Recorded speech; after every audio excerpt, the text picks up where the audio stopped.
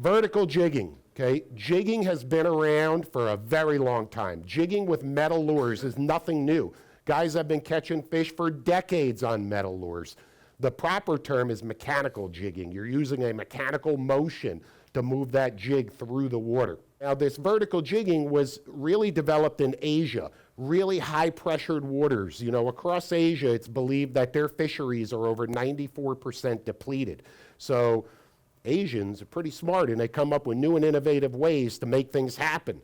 And they came up with a new and innovative way to catch fish that didn't want to bite, okay, that wouldn't eat because they were really pressured.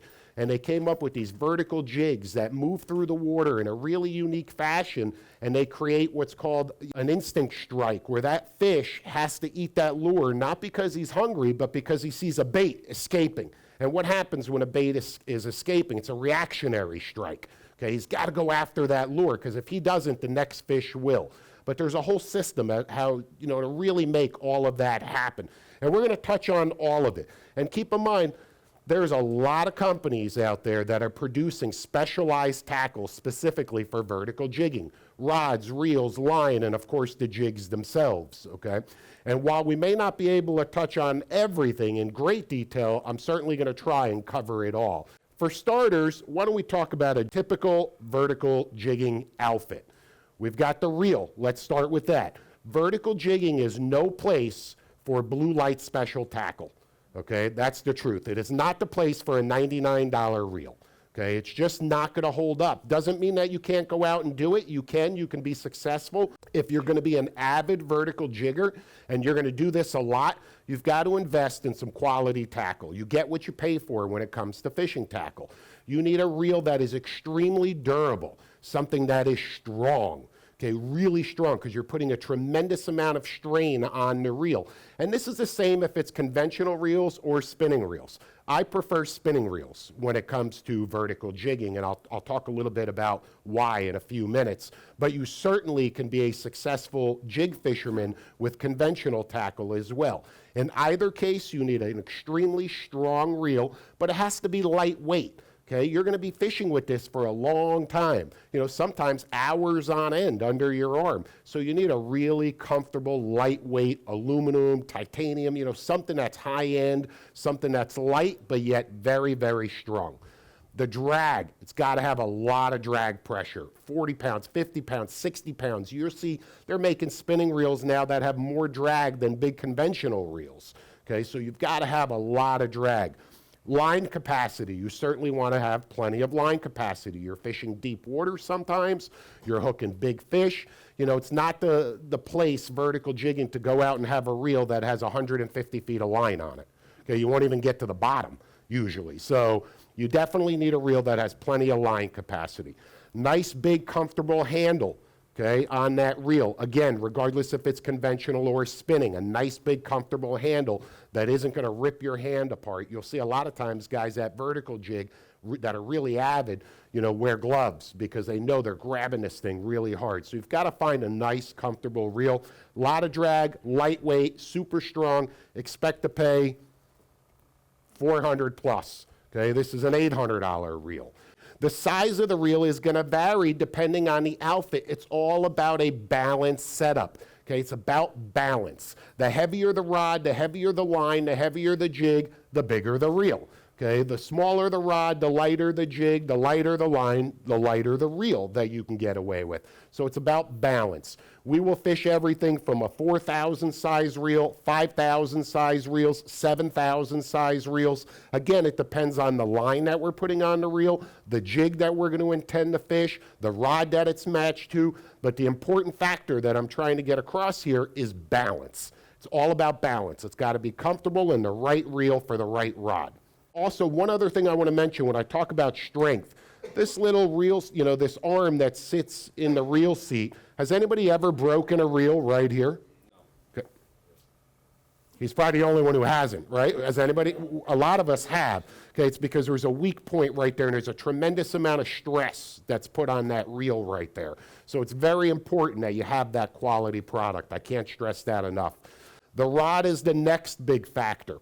You know, back in the day, decades ago, when guys were jigging and they were primarily using monofilament line, they were fishing with very stiff rods, okay, because monofilament has so much stress, okay, so much stretch. So they needed that stiff, almost like a pool cue, to offset the stretch in the monofilament. Today, it's a completely different world. Our world, especially with vertical jigging, is all about braid.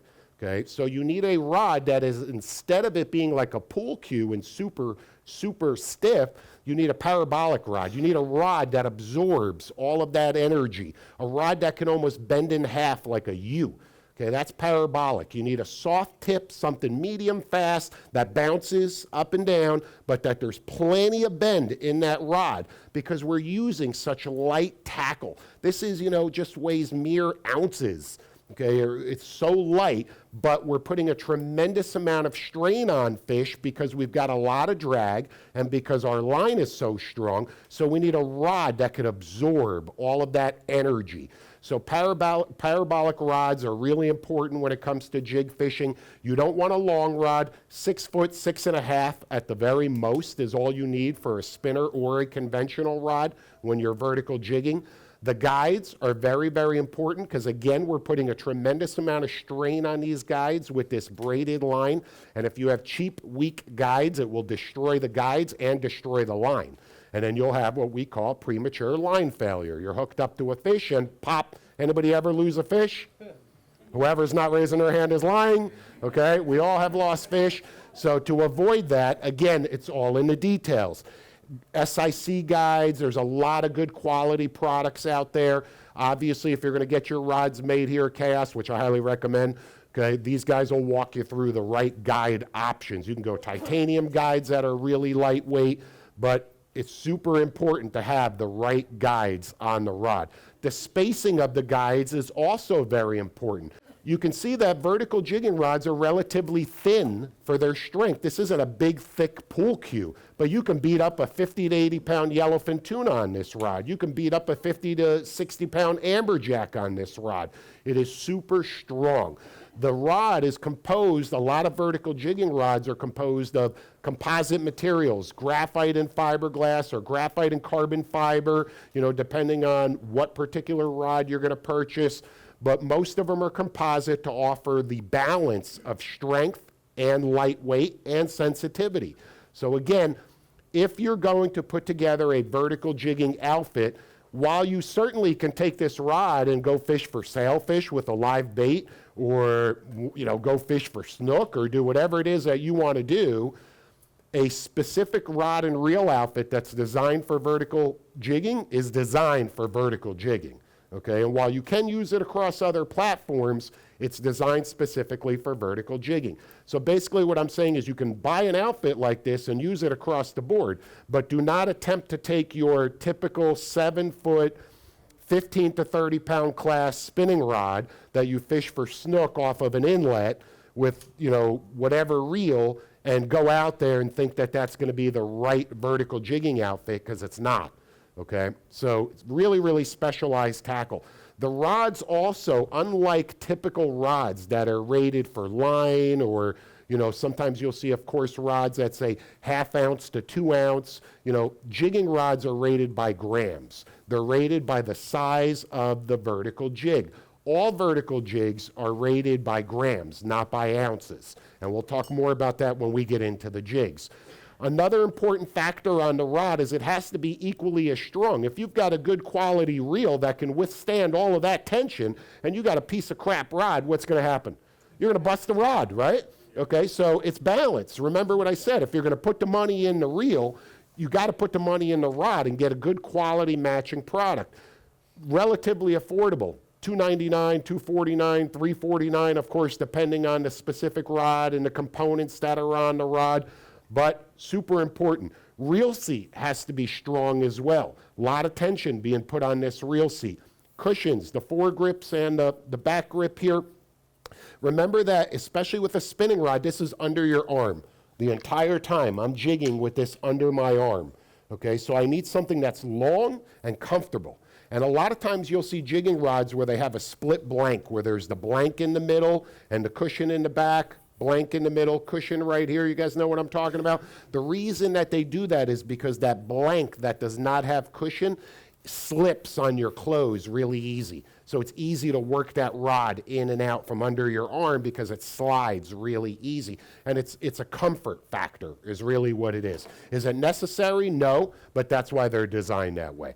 But a long grip in the back here, a butt section, make sure that it fits well under your arm is really important. The foregrip also, I like a long foregrip, but some of my jigging rods have a shorter foregrip because most of the time when I'm fighting fish, and certainly when I'm jigging, my hand is right there on the reel seat, okay? Sometimes you'll hook a big tuna or a big amberjack and you know, put your hand further up on the foregrip for a little bit more tension, you know, so you can haul back in that fish a little bit more. But usually that foregrip section is less important than the butt section, okay?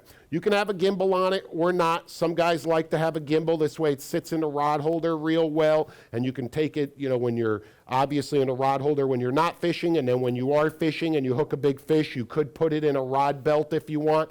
And when you put this in a rod belt and you put your hand way up here on the foregrip, essentially it's like stand-up tuna fishing. You know, it's like a stand-up rod, but instead of it being a stand-up conventional rod, it's a stand-up spinning rod. Just be careful, these rods were not made to twist sideways. Okay, it's made to bend like this. A lot of people will say, oh, I broke a rod, and you know, how did you bend it? Well, I took it sideways like this and bent it over and it snapped. Well, this rod has a spine. Okay, and it is not designed to be bent backwards or sideways. It's designed to be bent forwards. So keep that in mind. Just be careful if you are going to put it in a rod belt that you try and maintain that posture, you know, right in front of you. So we've talked about the reel, we've talked about the rod, the components. Let's talk about the line. Super important. This is probably the most important factor in all of vertical jigging is the braided line. This has revolutionized fishing. Okay, it is you cannot effectively fish vertical jigs with monofilament line. You just can't. Why? First of all, it's much, much thicker than the braided line is. So that means there's a lot more resistance in the water. I cannot take a jig of any size, whatever that jig is, okay? If I tried to drop this jig down 400 feet, 300 feet, whatever depth, and I'm using 50 or 80 pound monofilament on my reel, okay, this jig's gonna end up in the current and whoo, be swept away. It's gonna be very challenging for me to get this jig to the bottom. Equally as detrimental is when I go to jig that rod and move the rod, there's so much stretch in that monofilament that for every 2 or 3 feet that I move the rod tip, the jig may not move at all, or it may just move a couple of inches. So I'm not effectively working that jig. So I really need to have the braided line. That is absolutely an essential component. Do not try building a vertical jigging outfit with monofilament, okay? Fill it with braid. What size braid is gonna vary. It could be as light as 20 to 30 pound test. I've got a really light jigging outfit right here that's loaded with 30 pound test. Then I go up from there. I've got 40 pound, 50, 60, 80 pound braid for the reef donkeys, okay, that you just can't stop. So again, it's all about having a balanced setup. I'm not gonna take a reel like this and load it with 100 pound braid. Why? First of all, I'm gonna lose a lot of line capacity. Second of all, do you know how much tension, how much drag you can put on a 100 pound braid? A tremendous amount. I would never apply that much drag with this reel on 100 pound braid. I would snap the rod in half or rip my arm out of the socket. Okay, you just can't do it. So it's all about balance. The reel has to be loaded with braid. I like diamond braid. I've been fishing diamond braid for many years. Works great, but certainly there's a lot of quality brands out there. It's ultra thin. That's number one. Super important. I can get maximum line capacity, but also it's super sensitive. And because it has zero stretch, every time I move that rod tip, what's happening to the jig? The jig is responding to my every movement. Okay, it's responding to my every movement. So the braid is essential. I cannot stress that enough. However, we do not fish braid all the way to the jig. Okay, we always add a top shot. or a wind-on leader. Okay, how long is that monofilament or fluorocarbon top shot? The correct answer is 25 feet. It does not need to be more than 25 feet, and it could be as little as 10 feet. It's going to vary. What does that top shot do for you? First of all, it increases your stealth factor because it's very, low visible. So it's certainly a lot less visible than that bright blue braided line or any color braided line that you're going to fish. So you've got the stealth. Number two, it stretches. Remember we said earlier, monofilament fluorocarbon stretches like a rubber band up to 33% of its length before it parts. When you hook up to a tuna, an amberjack, a snapper, a grouper, okay, whatever you hook, that fish is going to be digging right toward the bottom. If your drag is socked up and you're trying to prevent that fish from maybe getting you in a wreck, something's got to give. If you don't have any stretch, what's going to give? The hooks. You're going to pull the hook right out of that fish's mouth, or if you have a weak knot, your knot is going to fail. Anybody ever lose a fish because of a weak knot? Whoever's not raising their hand is fibbing again, okay? We have all lost fish due to tackle failure and angler failure and silly little mistakes. So even in the perfect scenario where everything is bulletproof, you would still lose fish because you would pull hooks. So you need to have that top shot. And like I said earlier, it does not have to be longer than 25 feet, okay? There are different ways to do that. In order to connect that top shot to my braid, the very first thing that I have to do is double up the end of my braid with a bimini twist or a spider hitch. I'm going to double the line on the end of my running line, the end of my braid, to create a loop. At that stage, I could either take a 25-foot section of line and connect it to that double line with an Albright knot or Bristol knot, okay? Or there are wind-on leaders like this that are sold pre-made, where now all you have to do is double up the end of your running line and connect this wind-on leader with a loop-to-loop connection. If you're not sure how to do a loop-to-loop connection, turn the package around. There's the instructions. It's very, very simple. And of course, these are sold by pound test. So you can buy an 80-pound one, a 60-pound one, whatever it is that you want. They're interchangeable. So if you want to put on a different one, all you have to do is take this off and put on a lighter one if you would like to. But again, so that's one option. Another option that I do is I don't really find the need to use that type of wind-on system because I already have the braid on my reel. So once I create that loop, I just attach my 25-foot wind-on right to that loop I created with the bimini twist.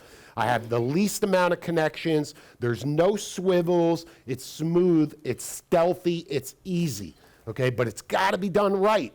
It has to be done right. If one factor in all of this is not done properly, it will fail. It will fail, you will lose fish, and you will have a frustrating experience because you're going to lose $15 jigs.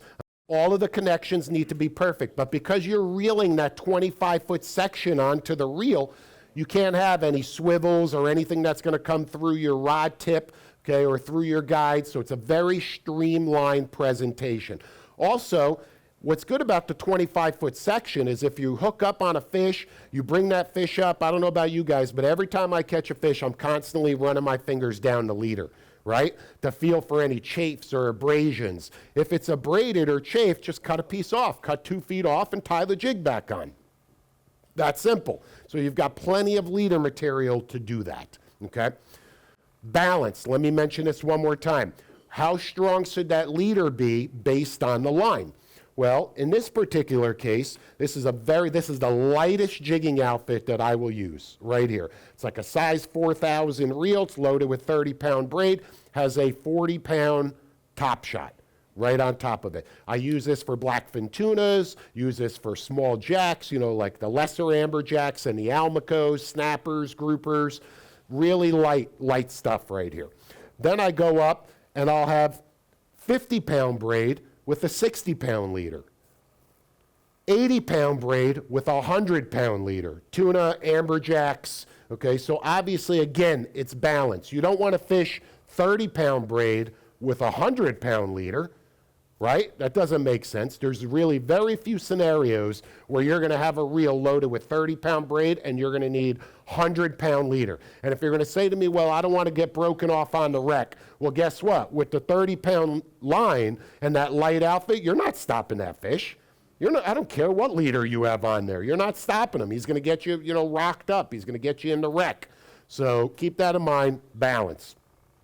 Next is the all-important jig itself, okay? Vertical jigs come in 1,000 different sizes and shapes and colors and patterns. We've all seen them. There's so many different types of jigs, but they serve different purposes, but there are some universal things that are really important. One of the most popular questions that somebody says to me is, how do I tie the jig on? Okay, do I tie it over here on this side? Do I tie it on this side where the hook is? Which is a good question, because you know what? Back in the day when we used to jig with diamond jigs and things like that, where was the hook? Typical jig right here. Where's the hook? On the bottom. Okay, it's on the bottom. And then somebody suddenly said, hey, here's this really cool jig and the hook's on top. And I'm looking at it going, dude, what are you smoking? I mean, are you crazy? Why in the world would you put that hook up on the top? I mean, it just made no sense to me. And I said, and I too, at first, when I was introduced to these, I was extremely skeptical. I said, there's no way in the world that's going to work. Trust me, it works really, really well. Okay, really well. The hook goes on top. Okay, now you can also have a jig that has what we call assist hooks on top and on the bottom. So you can have hooks on top and on the bottom. And there's a lot of jigs out there. We're going to go over a lot of jigs that have that. But if it only has one hook, it should be on the top. Now, the hook itself is not connected to the jig, okay? The jig is not connected to the hook.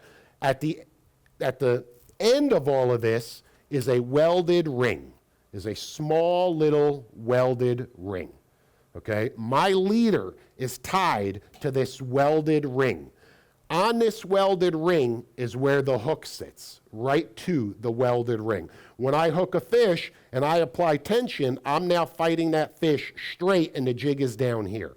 Okay, the jig is not going to work its way and loosen the hook and pop the hook out of the fish's mouth. The jig is down here. The hook is on that welded ring. The jig is on a split ring, which is also on the welded ring. Okay, now keep in mind, that allows me the versatility to grab a pair of pliers, which if you are going to be getting into vertical jigging, of course you need pliers, I don't need to tell you that, but split ring pliers that allow you to open up the split rings. And by simply opening up that split ring, I can have this same hook on this welded eye, but I can change this jig all day long. I can fish 10 different kinds of jigs if I wanted to, but only have the one same hook. Does that make sense to everybody? Okay. Or I can switch hooks out. I can keep the same jig and just put a different hook. And assist hooks, these hooks that are on here, are sold in a wide array of sizes and lengths. You can have single hooks. You can have doubles. Here's a double that has, it's one connection, but it has a long and a shorter hook. Okay, so this is a tandem assist hook. You can have the singles, as I mentioned, and these singles can be short or they can be longer and be a larger size hook. Now keep in mind, I'm not going to take a jig that's this big and put a 9-0 hook on here. I don't have to. That hook is too big for that particular jig. So again, it's about balance. It's finding the right size hook for the right jig. Fortunately, most of the jigs that are sold today are sold pre-rigged. Okay, most of them are sold pre-rigged. When they first introduced these, they were sold unrigged, and you had to purchase the assist hook separately. Okay, and people were a little confused. They were like, well, what hook do I put on what jig, and what size, and what length? So they've simplified the whole process by selling the jig pre-rigged with the appropriate hook. Now, of course, you can replace it if you need to. Okay, and you can modify it if you need to, and sometimes we do, depending on the target species, etc. But again, that's what the really important factor here is, how all of that is connected. The line is connected to the little welded ring. There's a split ring, which the lure sits on the split ring, and the hook itself is on the split ring. okay? I have, under many scenarios, under the cover of darkness or whatever, just simply tied the jig or tied my leader right to the welded eye on the top of the jig, and it works just as good. I just want to tell you that, okay? It does. Rarely will I lose fish, you know, but again, that's the proper system, that's the proper setup. Diamond presentation, fluorocarbon, have some 40-pound, 50-pound, 60-pound, 80-pound, you know, carry different spools, pocket spools with you so you can match the situation. There's times you'll go out there vertical jigging and all of the fish that you're going to catch might be these football blackfin tunas where you can get away with 40-pound fluoro. And then you decide to hit some wrecks and there's some big amberjack down there and you get a beefier outfit and you're gonna need some heavier leader, you know, 60 or 80-pound. So it's always a good idea to have an assortment with you at all times. You know, being properly prepared is gonna lead you to success, that's for sure. So his question is, braid is often sold in increments of 150 yards or 300 yards. Should you put backing on? Keep in mind, when you are fishing, you know, for example, yes, it is sold in increments of 150 and 300, but it's also sold in 5,000 yard spools. You could also take your reel to a local tackle shop like Chaos, and they'll be more than happy to fill that reel for you. Okay, and keep in mind the problem. Companies that manufacture braid, one thing they didn't realize is how good it is. So once you put it on your reel, it'll last forever. And even if it fades the color, that's just the color of the braid fading. It is not the strength of the braid fading. Okay, so if you can only get 300 yard spools and your reel can hold 600 yards, yes, you can use backing, but I would suggest fill a reel with 600 yards of braid. You know what I'm saying? These reels are capable to withstand that. You want the extra line capacity. However you do it, fill the reel. Some guys stack their line. We don't do this a lot here, but over on the West Coast, they stack their braid. And here's what that means. Most of their reel is filled with, we'll just say 60-pound, okay, 60-pound braid. And then they put a section of 80-pound on top of the 60-pound. And then on top of the 80-pound, they stack on a section of 100-pound on top of that. So their braid is stacked. Why? Because as they're fighting these big tuna off these long-range boats out in the West Coast, they're on 50-pound, they've got plenty of line capacity. They get the 60 or the 80-pound on the reel, now they tighten the drag a little bit, and they apply more pressure. The fish is now doing death circles on its way up.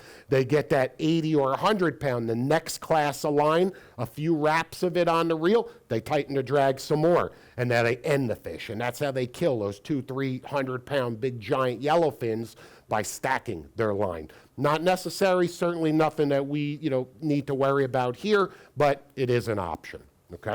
So I spend a lot of time looking at my chart plotter, determining where I'm catching fish, where I'm getting bites, setting up my boat in the right spot so we drift over those areas and we continue to catch fish. So wrecks is a really, really important place. Here's another scenario where, again, you can see a variety of wrecks. These are all off my Furuno TZ Touch. We stopped on this one, did or did not catch a bunch of fish, moved over to that one, bounced over to that one, came up to that one.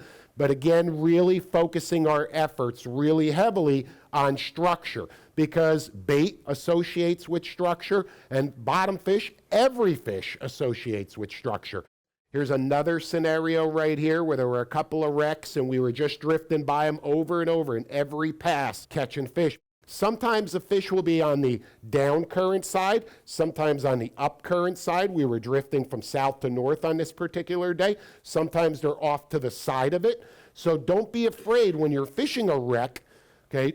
Search all around the wreck. Don't just stop right on top of it and try and catch the fish that are right on top of it, and then if you don't get a bite, move on. Don't do that, because again, a lot of times the fish are in different areas surrounding the wreck.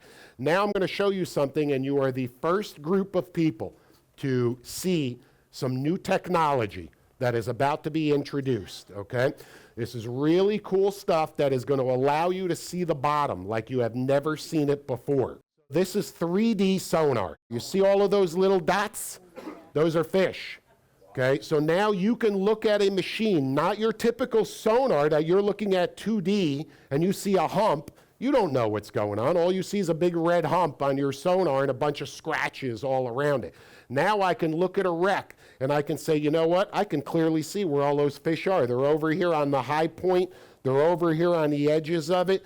And I can look at that wreck and literally watch it develop right under the boat. And see that pot of fish right there that's coming out under the boat? Where am I going to drop my jig? Okay, it's almost cheating, isn't it? Okay, not only that, I know that those fish are 100 to 150 feet below the surface. Okay, so it's really cool technology that's going to allow you to not only, here's another angle, because I could also take it and I could spin it all the way around, and I can look at that wreck from any angle. So when I approach it to go vertical jigging, I can study that entire spot and determine exactly where all those fish are before I drop the jigs down. So this is new technology from Furuno. It's going to be introduced in May. It'll be available to the public, affordable, and it's going to change the game. Okay, clearly it's going to change the game. Jigging is great. Anytime you're out there, you're drifting for sailfish, you've got kites up, grab a jig and drop a jig down. Okay, open water, on sand, anywhere. Okay, if you're going to see some video in a few minutes of us jigging in the Bahamas with birds going crazy. What is that a sign of? Where are you going to drop a jig? Right there. Water's 5,000 feet. I'm going to drop a jig 100 feet because those fish are right on the surface, or, you know, obviously way up near the surface feeding. I don't need to drop that jig any more than 100 feet, okay, and work that jig right through that water column up on top. So you can use this tactic anywhere. Okay, anywhere. And like I said, there have been plenty of times we could be out kite fishing, and I'm standing there, and I've got my kite, and I'm working my 3 kite baits, 3 beautiful goggle eyes on the surface, and I can't get a bite. And my brother's over on the off side of the boat jigging, catching kingfish after kingfish. And I'm going, what in the world? I mean, I just don't get it. And it's true. These fish will attack these jigs sometimes when they won't even eat the live bait because it's a reactionary strike. The jig is moving through the water, it's escaping, they have to eat it. Plus, you can penetrate deeper in the water column with a jig. You can move it faster or slower, more erratic, you know, or really erratic, or softer. So you can control exactly what that lure is doing at all times. Additionally, you can go fishing tomorrow and not have to catch or buy a single piece of bait. You can go out there tomorrow with nothing but a set of vertical jigging rods and have a great day. Catch a bunch of variety of fish, different sizes, different species, and never touch a piece of bait. That's a benefit as far as I'm concerned. So every single time that we're out there, no matter what we're doing, we've got vertical jigging rods rigged and ready to go, and we're often using them and catching fish on them, okay? Every time. If we're kingfishing, whatever we're doing, wreck fishing, you've got to count on the vertical jigs. They're that effective. So next is the rhythm, okay? This is the biggest mistake a lot of people make, is they just absolutely work the jig too hard. So I want to show you just a couple of clips here real quick. So you can see that this is Carlos, my co-host on the show, and you can see he's barely moving that jig, barely moving it. But the jig is moving tremendously because his hand is on that reel handle. And simultaneously, as that rod is moving up, that reel handle is turning. And what's happening is that jig's darting. It's going all the way through the water column back up toward the surface. In this particular scenario, we could have been in 200, 300 feet of water. We're going to drop the jig all the way to the bottom, and we're going to work it all the way back up to the surface. Unless we read fish at a particular depth, we may drop that jig right to that particular depth. But the process is the same. But there's so many times, and you'll see a guy at nighttime here jigging where he's just going crazy with that rod, and it's just too much. You don't have to do that. You have to find the right rhythm. And finding the right rhythm is a combination of moving the rod and the reel simultaneously. And it cannot be taught. It is something that you have to kind of gain over time with experience. You can't just go out there the first time and think you're going to have that rhythm down pat, because you're not. You're going to look like a circus clown. I promise you.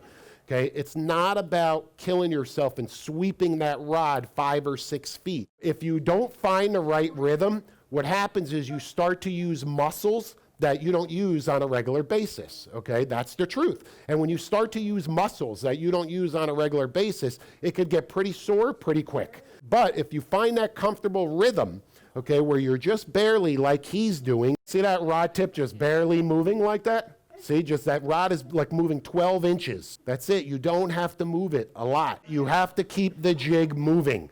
That's the ticket. That jig has to be moving. His question is, do you bring your jigs all the way back up to the surface? And the answer is yes, because a lot of times king mackerel, blackfin tuna will slam it as it's, getting really close to the boat. If we're fishing really deep water, again, we're not going to drop it all the way to the bottom, but we will bring it all the way to the boat. Or sometimes I'll look down, I'll see the jig, and I'm like, and drop it back down. So every scenario is different. Every situation is different. Also, it depends on how fast you're drifting.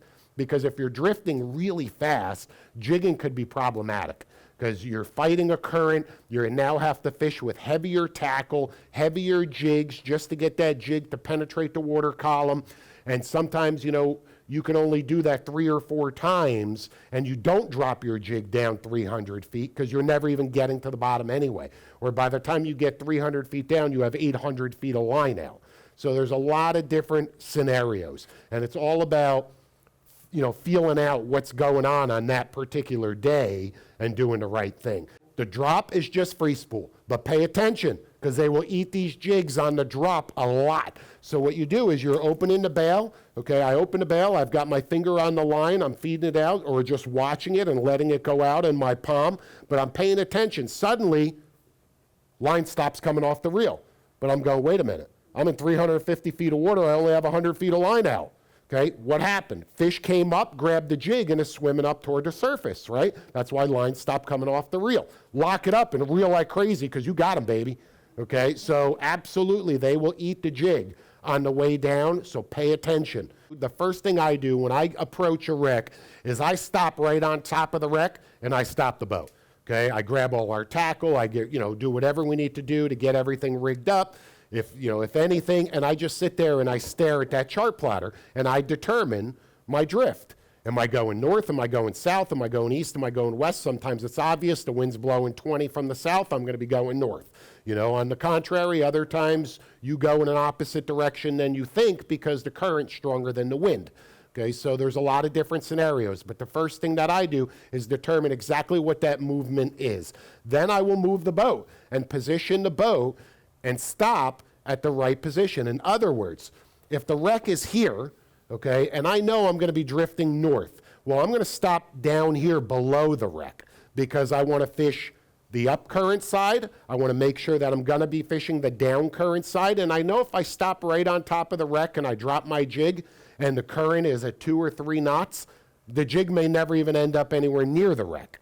So I always set up my drift to where I'm covering that entire area. And yes, I will drop my jig right to the wreck. I want it to hit the bottom. Even though I know that there's structure down there and I may potentially get hung up, it's rare that you're going to get hung up as soon as that jig touches the wreck. Because as soon as line comes off, stops coming off the reel and I'm on the bottom, I'm immediately starting to work that jig back toward the surface. So I'm not concerned with losing that jig just from it touching the wreck. However, there are some really hangy spots like the Tenneco Towers off Hollywood. Anybody ever fish there? Okay, old gas platform kind of tower. The jig comes in with 20 feet within that structure and it gets hung up. Okay, it's crazy because there's so much line down there and old nets and all kinds of crazy jagged stuff.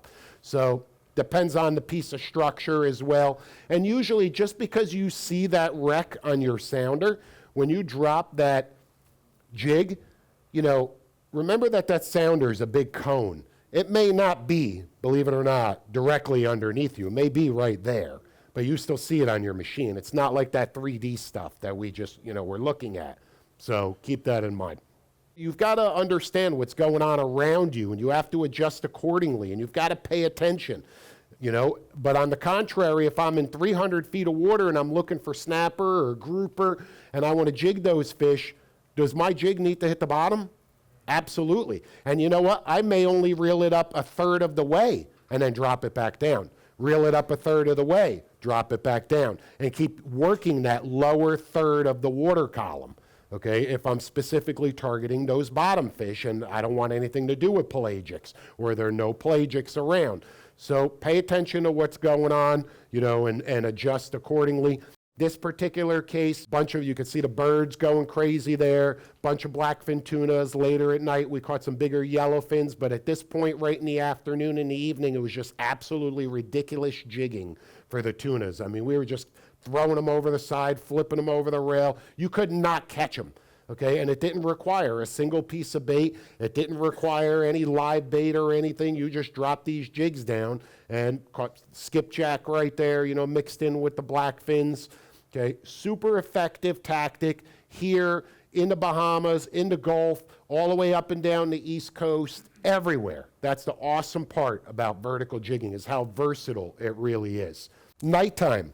A lot of guys believe, well, how in the world can you catch a fish on this in the dark? How's he going to see it? How are you going to catch him? And the answer is these things are deadly at night. They're absolutely deadly effective at night. Remember that most fish, especially, you know, fish that hunt at night, like tunas and snappers and groupers, they have phenomenal eyesight. More importantly, they could feel. They could feel the jig in the water. So not only do they see it, but they could feel it darting through the water column. And that's what triggers that instinctive reactionary strike. I prefer, when I'm jigging at night, even during the day, truthfully, my favorite color jig is anything that has glow on it. Okay, sometimes it's almost all glow like this. Sometimes it might just have a little strip of glow, okay, on the bottom, but it has to have glow. I always find that the jigs that have a little bit of glow are the most effective, and they're killer at nighttime, especially on the blackfin tunas. What happens is the lights from the boat attract squid and they attract flying fish, and it just becomes, you know, as the night continues to progress, it's just a full-on frenzy. And literally every time you drop your jig down, every one of these guys is jigging, catching all of these blackfins on jigs. Okay, so they certainly work at night, and do not be under the impression that they don't. There is another alternative, okay, and that is something that is called slow pitch jigging. So just to give you an idea, these jigs, you've got a lot of different style jigs. This is, you know, a lot of people call it a knife jig. You know, it's almost shaped like a knife, so to speak, okay? This is a Williamson high-speed vertical jig, okay, and it is designed to cut through the water and sink very fast like this. Okay, it's weighted on the bottom. It's got a little bit the way that these things are shaped and carved. It's designed to cut through the water column and sink very fast. But it's also designed to be worked through the water column very fast on the way up, like this. Two, two, two, two. As you move in that rod tip, it's almost acting like a spring. And the rod tip is going, and it's throwing the jig. It's throwing it, throwing it, throwing it, throwing it. And as it's throwing that jig and you're turning that handle, what's happening? The jig is now moving through the entire water column very erratically. That's what that jig was designed for, a jig that's shaped like that. This is one of my favorites. Here's another slow pitch jig. See how flat it is? Okay, and again, it's similar in shape, kind of to the, you know, I guess we'll call it like a leaf, like a willow leaf or a spoon. You know, here's another one right here. Again, that same design and shape. There's a keel. They're weighted differently. These are not just random shapes. There's somebody somewhere who's sitting in there carving little molds going, how does that fall? Okay, I mean, literally. And then they design these specific shapes to accomplish certain movements. You know, another one of them that's really, really effective, and this I would not have believed it if I didn't fish it myself. This is called a Williamson vortex jig. So this jig is designed to spiral on the fall, literally spiral like a spring, okay? Fish go crazy for this thing. The snappers, the red groupers go crazy for these Williamson jigs. But what's unique about all of these jigs, and the point that I'm trying to get across, is they do not require all of this. They don't require you to work that jig throughout the entire water column. All it requires is for you to take that jig and just bounce it like this. So here's a scenario where a bunch of guys on a headboat fishing either big hammer diamond jigs, and you see that movement right there? We're in 500 feet of water, 500 feet, and I'm bouncing that jig right off the bottom, just like this. I'm not reeling it all the way to the top, I'm just bouncing it, and that's what everybody's doing right there. They're just spinning rods, conventional outfits, they're just bouncing them. Okay, they're slow pitching it because as you move that jig, and you can see there's a mutton snapper, I mean, big groupers. There's a nice, grouper right there that ate the jig. They love these things. They slam them. Now, when I slow pitch jig, I kind of cheat a little bit. So I've got my jig because I'm a big fan, and you can see this is not your typical vertical jig with the hook up on top that we've been talking about this entire seminar. That's not what this is, right? Because I'm not working this the same way. I'm not retrieving it through the entire water column. I'm dropping this jig to the bottom. I take one crank with my reel, and then all I do is just bounce it up and down like this. Okay, and what's happening is this jig, very much like any of these slow pitch jigs that I just showed you, these wobbly ones, okay, like this jig will just dart up and flutter, dart up and flutter. So what I decided to do was cheat, and I add a second hook right there. Okay, you see that? So I don't personally make them, but I get these big flies made that are really heavy duty with super strong hooks. This is not the type of fly that you'd go out and throw at a snook. Okay, it's heavy, it's got an acrylic head, and it's designed specifically for big groupers and snappers like that. And I fish that, we'll call it a fly if you want to call it, or a teaser, and I put it right above my jig. The reason I added that is because it doesn't add any additional weight. It's not going to get tangled with this. I don't even know it's on the line until I hook up, and then I always wonder when I'm reeling up a fish, did he eat that or did he eat that? And I'm always fascinated, as to which one they ate and why. So this is bouncing right off the bottom, and then here's this bait fish imitation that's just darting right off the bottom. What do you think a big hungry red grouper is going to do? It's going to suck it up. But if it's a cheap little fly, he'll destroy it. So you need a heavy-duty hook. I've got my reel loaded with 50-pound braid.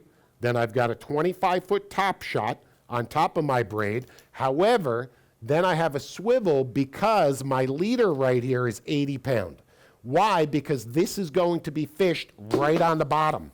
Okay, one crank off the bottom. So I know there's structure right on the bottom. So I always have a heavier leader in this scenario, also because I got two hooks. So I've hooked two fish before. You hook a 15-pound mutton on here and a 15-pound mutton on here. What do you think they're going to do? They're both swimming in opposite directions. So if you have your straight 50-pound leader, you're going to lose those fish.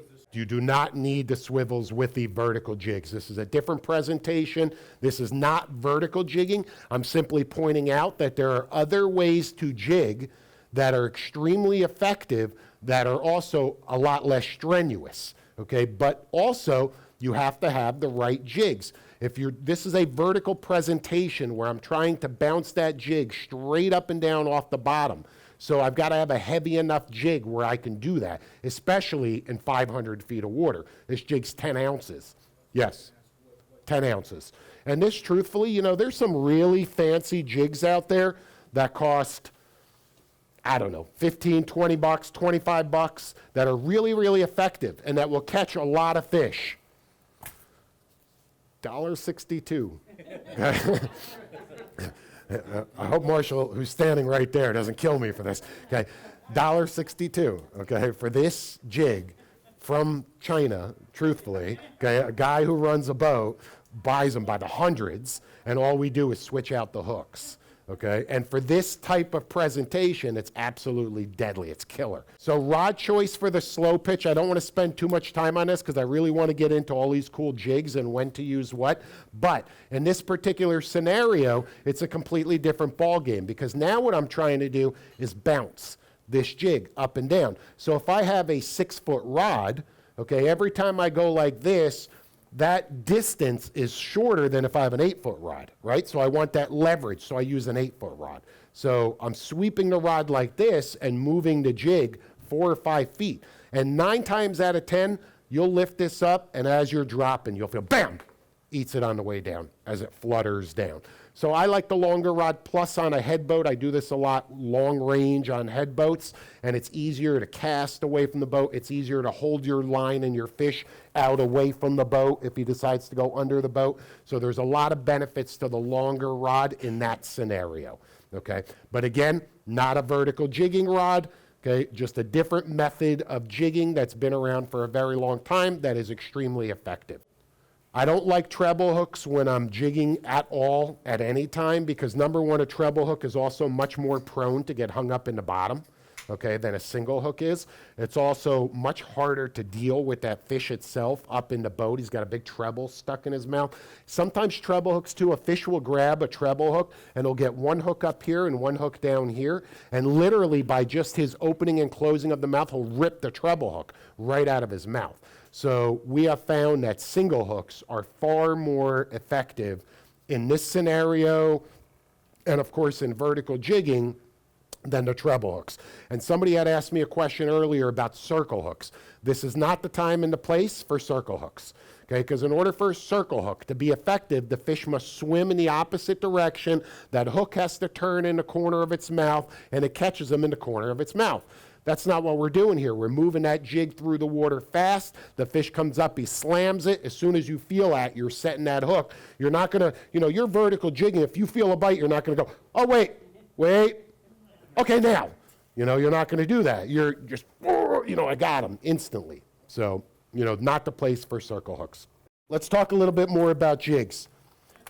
So long, slender jigs, okay? These, as I mentioned earlier, are designed to be raced through the water.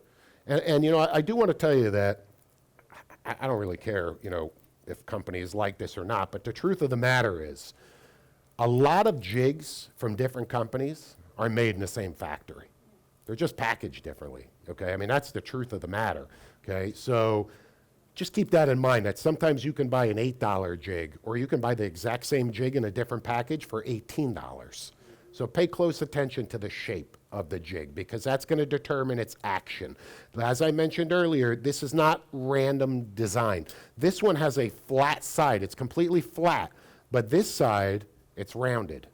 Okay, so this is going to have a different action. It's got almost like a little knife edge right there and right there. That's going to have a different action than, say, this jig, which you can see has more weight on the bottom here, and it's flat and flat right there. So the shape, this one's thinner and more, uniformly weighted, but it has a little bit more weight in this area to help this jig sink faster and to penetrate the depths. Because remember, vertical jigging, it's about using the lightest gear that you can, but that's still strong, and being able to get this 5-ounce jig, this 150-gram jig down 400 feet, sometimes even deeper, and we're not always fishing them that deep, but certainly there are plenty of days when we are.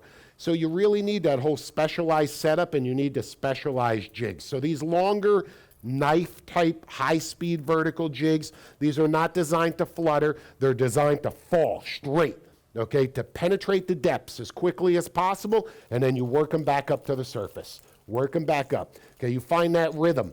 Okay, my rod's going up, my handle's turning. My rod's going up, my handle's turning. Just like, oh, got a bite. Okay, it's like that. It's that same rhythm. And then don't use a different rhythm every time. Anybody golf? I don't golf, but does anybody here golf? Okay, I would assume, when you swing a golf club, do you not use the same motion every time, right? Or you try and perfect that motion? It's the same thing with jigging. You got to find your rhythm and jig. And the guy next to you may have a completely different rhythm than you have, okay? Because everybody's different. Your body shape is different. Your style is different. Your strength is different. The equipment you're using is different. So find what works for you. The long, slender jigs come in a lot of different shapes and sizes and colors. As far as color is concerned, as I mentioned earlier, I like anything that has some glow on it. I'm not a huge fan of these bright, I'm not saying this wouldn't work, but something like bright pink like this, to me, pretty much mimics a squid. Looks a lot like a squid kind of darting through the water. So certainly there's a lot of jigs that are available in these bright colors. And then obviously there's a lot that have some sort of reflective tape on them with different patterns. But if this jig didn't have this little series of black dots, would it still be an effective jig? Of course it would. The fish is not inspecting it. This isn't the type of thing. It's not like you're fishing a half of a goggle eye for a mutton snapper at the dry Tortugas. I don't know if you've ever done that, but what happens is you drop that bait to the bottom, that mutton snapper or a grouper like that, is swimming up to that bait. He'll swim right up to it, he'll stop, and he'll go.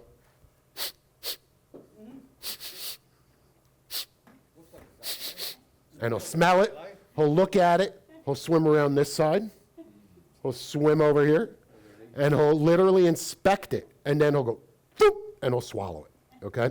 Or he'll swim away, and you never even knew that he was there. That's not what's happening with these. You know they're there, because your rod stops, okay?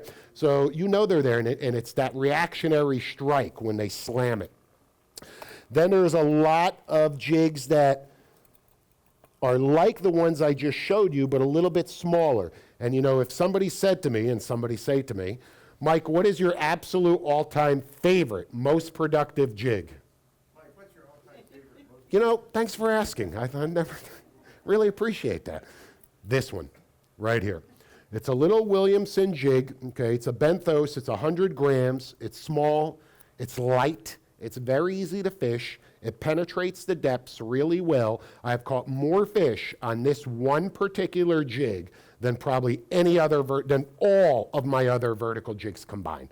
However, that's also because this is my go-to jig. So every time I open up my bag and I go, I need to tie a jig on, guess what jig I'm tying on? Okay, it's my go-to jig because I know it works on everything. I've caught everything on this jig.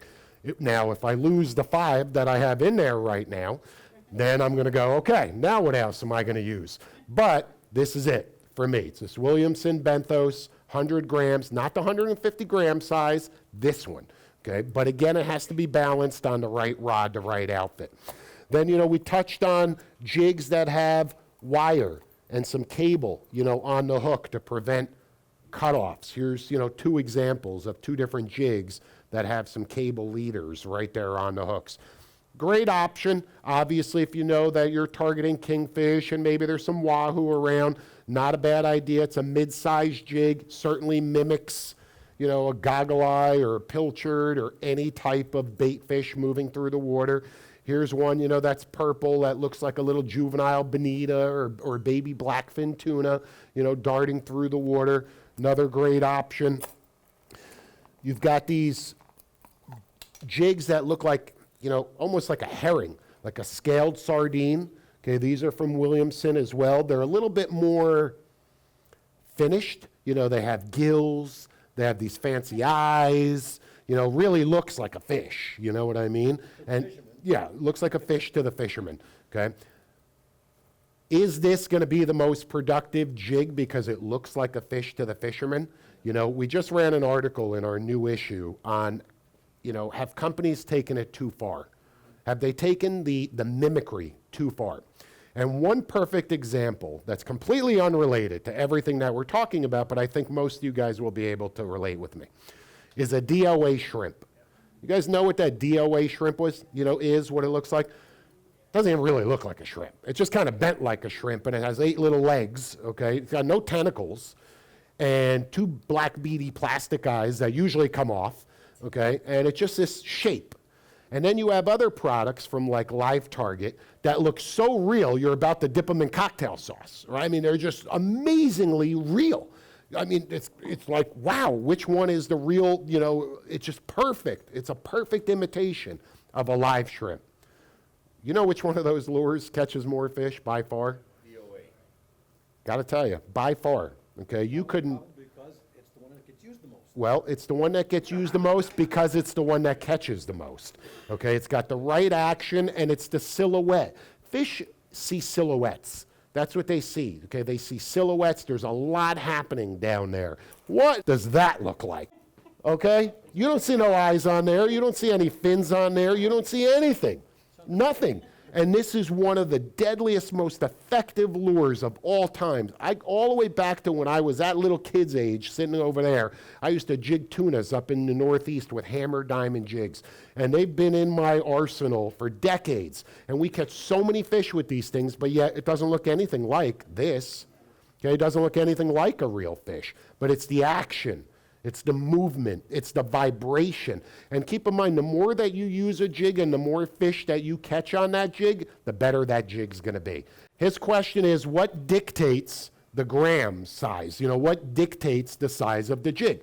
For starters, certainly it's the depth. Okay, in other words, how far do I want to get my jig down in the water column? The nighttime tuna action, those fish were within 100 feet of the surface. I don't need to kill myself with this heavier jig because I can accomplish the proper presentation with this lighter jig. Okay, it'll still sink very rapidly. It's easier to work back up on a lighter outfit. It's more comfortable, more sporty. So in that scenario, I'm going to use this. However, the next morning, we're in 500 feet of water, jigging snapper and grouper. I'm going to use this on a heavier rod. It's heavier. It's going to get to the bottom quicker. It's going to fight that current even more. So it's the depth of the water. It's certainly also the size of the fish, because a fish this size will eat that jig in a second. However, he is more likely to eat this jig. Why? It's reward versus effort. Okay, that fish has to exert energy in order to eat. He looks at a silhouette, he looks at a meal and says, what am I getting in return? What am I getting for exerting this energy to try and catch that meal, which I may or may not catch? So certainly a larger profile bait is going to entice a larger, smarter fish. Doesn't mean you can't catch elephants on peanuts, because you can. Okay, giant fish will eat small baits. We all know that. So let's get into some of these other style jigs. The vortex jigs that I was telling you about earlier that spin, here are just two different sizes. One's a little bit bigger than the other. Very, very easy jig to fish, because as I mentioned, you drop it to whatever depth you want. You lift the rod, you drop the rod, and the jig does all the work. It has a unique shape. It's indented. You know, it's rounded on this side, but just the way that that shape is, that thing spins like a corkscrew. It's crazy. It just literally spins like a corkscrew. And the snappers and the groupers love it. If I was targeting blackfin tuna, 100 feet below the surface, this would not be the right jig to use. You know why? Because blackfin tuna know when they're chasing bait fish, what does the bait fish do? It flees, right? It darts away. It doesn't sit there and go, eat me, eat me, eat me. Not going to happen. Okay, it's not the right jig for that scenario. Okay, on the other hand, if I'm targeting grouper and I'm trying to keep my jig in the strike zone for the maximum amount of time without having to reel it back up or letting the line back out, I'm not going to use a vertical jig that's designed to fly through the water. I'm going to use something like a free fall jig, or a flat-sided jig, or this vortex jig. Great option, requires very little work, and will catch the hell out of them. Now, I'm going to mention something else to you, slow pitch jigging. There's this whole new technique that is just now starting to scratch the surface that you haven't seen anything yet, okay? There's this whole new technique called slow pitch jigging, and I know we touched on it a little bit, and that probably wasn't the right term to call what we were doing slow pitch jigging, because slow pitch jigging is a very unique system, very much like vertical jigging, that is using these specialized rods that I swear to God, if somebody put one in your hand, you would think it was a toy. You would say, I am not fishing with this little Mickey Mouse toy. Well, that little Mickey Mouse toy costs $1,400, okay? And that little Mickey Mouse toy is absolutely incredibly strong, ultra lightweight, and absolutely unbelievable. It's like the rods are made of like nanotechnology or something. They're using this new line called PE line. It's the next level of braid. It's smoother and thinner and stronger than even what braid is. Because remember, braid is braided. And while it feels smooth, it's not. If you put it under a microscope, you would see that it's braided. PE line is round perfectly, and it's smooth, and it's thin, and it is incredibly strong. Somebody introduced me to slow pitch jigging on a trip. They had 4 or 5 different outfits, high-end stuff, and you can buy this stuff here now in the States, but it's super expensive. Literally, it's like $1,500 an outfit. And the rods are only 5 foot tall. They're like 1/8 of an inch thick. They have like 20 guides that are really, really small, tiny little reel. And he put this in my hand, and I'm like, dude, what in the world do you want me to do with that thing? I'm like, this is a joke, right? I said, I'm not touching that thing. And he outfished me 10-1. Okay, and I could fish. He outfished me 10-1 before I said, okay, all right, what in the world are you doing? So he's using these specialized jigs, like this, okay? These are specialized jigs that are all part of this slow pitch jigging system. The reels are incredibly tiny, but yet incredibly strong with a tremendous amount of drag. The rod is completely parabolic, meaning it's like a giant U, almost like a horseshoe. You can just completely bend the rod like crazy. You've got this ultra thin line, which is not rated by pound test. It's PE. It's PE2, PE4, PE5. It's a unique rating system. And you take these jigs and you drop them to the bottom, and the same thing by just like this certain motion, it's taking this jig and it's working magic with these jigs. And these jigs just react to this whole system in a way that I'm still astounded. And the fish just clobber them. The snappers and the groupers just clobber them. And when I first looked at it, I said, how are you going to fight a 20-pound grouper in 300 feet of water on a little noodle, like a wet piece of spaghetti? That's what it looked like, okay? But he hooked up, the rod went whoop, absorbed all the energy, and he got that fish up 3 times faster than I can with any of my equipment. And I could not believe it. And it's all a system, you know, like we're talking about with vertical jigging. It's called slow pitch jigging. And again, it was developed in Asia. It's working its way over here, and it's incredible stuff. You're going to see it in the future, I'm telling you, and it's going to revolutionize fishing like the way that 3-dimensional sonar is going to change the game, because you're going to be able to use lighter gear for bigger fish. Okay, and so that requires these special type of jigs. And I've tried to fish these jigs on this sort of tackle with very poor results, okay, because they're not designed for this particular system. Like I said, you can't even buy these on the shelves here. Then you've got some other options, you know, we'll call these like a regular, typical, medium-sized jig. You know, this one's from Simoneaux. This one is not. And boy, they look an awful lot alike, right, in shape. Okay, I mean, obviously, one's a little bit bigger than the other one, but they really look very, very similar. One is from Shimano, one is not. One costs whatever, one doesn't, okay? And I'm not saying that one is better than the other. I'm just saying that there's a lot of options out there with jigs, okay? And what's more important is not, does it say Shimano on the jig? That's not what's important to me. What's important to me is your system balanced, and are you in a rhythm, and are you fishing that jig the proper way? But hook size based on species, based on the jig size itself. You know, I don't need a 9.0 hook if I'm trying to jig 5 to 8 pound blackfin tuna. I just don't. You know, or if I'm jigging, on the other hand, if I'm in really deep water where there's big queen snappers and big groupers, I might want that 9.0 hook, okay, for the extra strength on those bigger fish. So always a good idea. And that's why, too, you know, if you're using a jig and you get busted off, open up the split ring and put a bigger hook on. You know, that's the nice thing about that system, is you can do that. You can open up that split ring, and the hooks are really, really versatile. Hammer jigs, one of my favorite. Okay, they've got a hammered finish because of the vibration. Okay, here's a different style. This one's more like a knife jig. Okay, had a little bit of glow. There's just a little bit left right there. But again, that hammered finish, I really like that in some of the jigs as well, just because of the extra vibration. So we touched on tackle. We talked about the rods. We talked about the reels. You know, we talked about the line. We talked about the leaders. We talked about the rhythm. You know, where to jig, everywhere. What species eat jigs, everything, pretty much. You know, we even caught a porgy the other day on a jig, a big keeper porgy. Carlos did. He brought it up. I'm like, dude, is there anything you don't catch?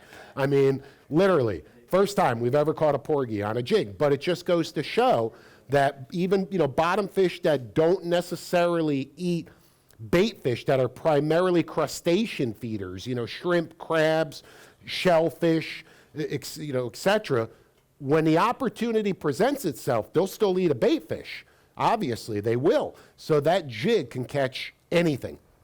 The rhythm, I cannot stress enough, comes with practice. There's no other way, you know, you're going to get it down pat except to practice. Go out there, drop the jig down. And I want you to do this too, if you're jigging and you can't get that rhythm down and you feel like you've got all this pain, reduce the size of the jig. then maybe your jig is too heavy. Because sometimes when you're using too much effort, if I'm using a light rod like this, okay, and this particular rod is rated for what, I don't know, 300 grams at the very most, okay? If I've got a giant jig on here, I'm working too hard. I'm working too hard and I'm using muscles that I shouldn't be using to try and get that jig to move through the water the right way. I'm going to be far better off putting that jig on a bigger, heavier outfit. Obviously, if you're just getting into jigging, you're not going to go out and buy 5 jigging outfits today, although we would love for you to do that, okay? But you have to start somewhere. So if you primarily fish out here, okay, and you're not intending on going to the Bahamas and targeting yellowfin tuna or, you know, any giant species like that, I'd recommend something in this size range, you know, a 5,000 size reel that can hold plenty of 50-pound braid. It's light enough to where it's still going to be very sporty for 5 to 8 pound blackfin tuna and little schoolie size fish, and yet it's going to have enough backbone and strength to be able to catch big amberjacks and big groupers and snappers, okay, and certainly kingfish or anything else that you may hook on here. 30-pound tuna, you know, blackfin tuna. So something rated for 200, 300 grams at the very most. You know, most of the jigs that you're going to be fishing here are going to be between 100 and 200 grams anyway.